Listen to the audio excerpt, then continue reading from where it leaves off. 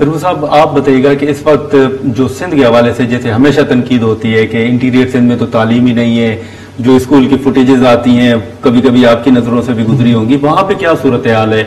आपने बताया भी आपका अपना ताल्लुक जो है वो थरपारकर से है, तो ओवरऑल सूरत हाल क्या है? क्या वाकई बाकी सूबों से अगर हम कंपेयर करें तो सिंध वो सूबा है जहां पर सबसे ज्यादा बच्चे जो हैं वो तालीम से महरूम हैं?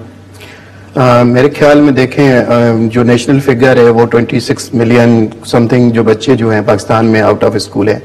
सिंध का है, सिंध में बहुत ज्यादा इश्यूज हैं। अभी मैं थोड़ी देर पहले मुझे एक खबर मिली कि जो टेक्स्ट बुक बोर्ड है उनकी तरफ से स्कूलों को बुक्स नहीं मिले हैं।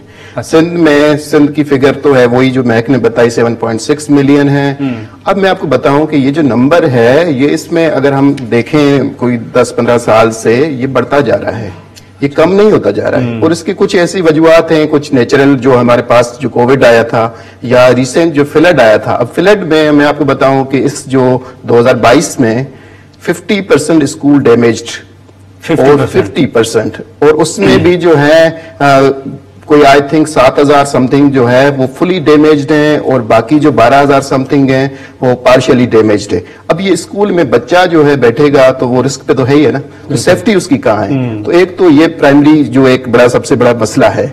इसके अलावा देखें आप, इन्फ्लेशन हो रही है, पॉवर्टी रीजंस है। लेकिन जो इंफ्रास्ट्रक्चर खुद जो है सिंध में वो अट्रैक्ट बच्चों को करता है नहीं करता है, ये क्वेश्चन है।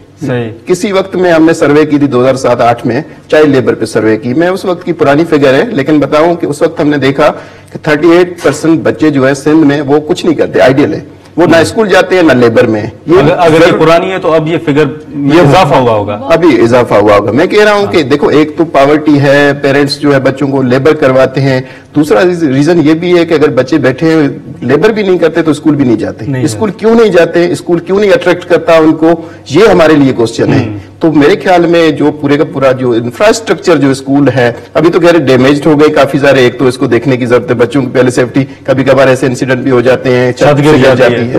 तो आपने देखा होगा वीडियो भी आती है। तो मेरे ख्याल में ये लेकिन